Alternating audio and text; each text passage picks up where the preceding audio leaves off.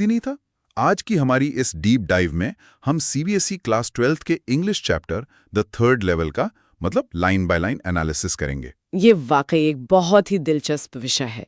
ये सिर्फ एक साइंस फिक्शन नहीं है, बल्कि इंसानी मनोविज्ञान को समझने का एक गहरा नजरिया है। हाँ, और जो लोग इस चैप्टर को पढ़ रहे हैं उनके लिए ये समझना जरूरी है। तो इसके बेसिक से शुरू करते हैं।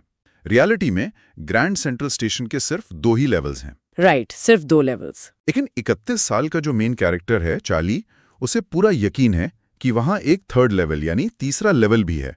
वो बाकायदा वहां जाने का दावा करता है। और यहीं से सारा साइकोलॉजिकल खेल शुरू होता है। जब इंसान बहुत ज्यादा स्ट्रेस में होता है ना, तो उसका दिमाग खुद को बचाने के लिए एक अलग ही दुनिया रचने लगता है। मतलब एक इल्यूजन क्रिएट कर लेता है। बिल्कुल। चार्ली को एक ऐसा स्टेशन का लेवल दिख रहा है जिसका कोई फिजिकल वजूद है ही नहीं। ये सीधे तौर पर आज के दौर की जो भागदौड़ भरी जिंदगी है और उससे होने वाली एंजाइटी को दिखाता है। लेकिन यार एक बात मुझे समझ नहीं आ रही, अगर उसका दिमाग उसे किसी कड़वी सच्चाई से बचाना ही चाहता था तो उसने किसी खूबसूरत टापू या किसी शांत जगह की कल्पना क्यों नहीं की? रेलवे स्टेशन का एक पुराना और अजनबी हिस्सा ही क्यों? मैं यही समझा रही थी, ये काफी अच्छा सवाल है। इसके पीछे की साइकोलॉजी ये है कि रेलवे स्टेशन हमेशा जर्नी और ट्रांजिशन का प्रतीक होता है। अच्छा, मतलब एक जगह से दूसरी जगह जाना। हाँ, एग्जैक्टली। चार्ली अपनी प्रेजेंट लाइफ से एस्केप करना चाहता है। राइट। और उसका सबकॉन्शियस माइंड उसे भागने का एक लॉजिकल रास्ता दे रहा है। राइट। वो किसी जादुई छड़ी की उम्मीद नहीं कर रहा है, वो बस एक ट्रेन पकड़कर इस मॉडर्न दुनिया की टेंशन से बहुत दूर जाना चाहता है। मतलब उसका अवचेतन मन एक ऐसा रास्ता बना रहा है जो सच लगे, ताकि वो उस पे बिलीव कर सके। और दिलचस्प बात यह है कि ये काल्पनिक रास्ता उसे ले कहाँ जा रहा है। 1890 के दशक के गेल्सबर्ग, इलिनॉइस शहर में। यहाँ सवाल ये उठता है कि उसने भागने के लिए 1890 का टाइम ही क्यों चुना। इसे ही हम एस्केपिज्म या पलायनवाद कहते हैं।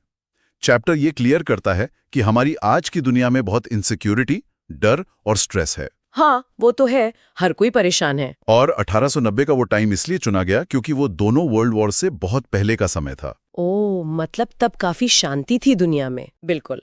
उस दौर को शांति, सादगी और बेहतर जीवन स्तर वाले गोल्डन एरा के रूप में देखा जाता है।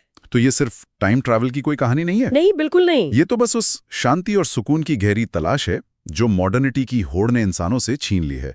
ये बताता है कि चार्ली के लिए वो जो काल्पनिक थर्ड लेवल है वो महज एक जगह नहीं है, बल्कि एक परमानेंट रिफ्यूज है। हाँ, एक स्थायी शरण है जहां उसे दुनिया की कोई परेशानी छू नहीं सकती। सही कहा आपने। ये इंसानी दिमाग का एक बहुत ही पुराना डिफेंस मैकेनिज्म है।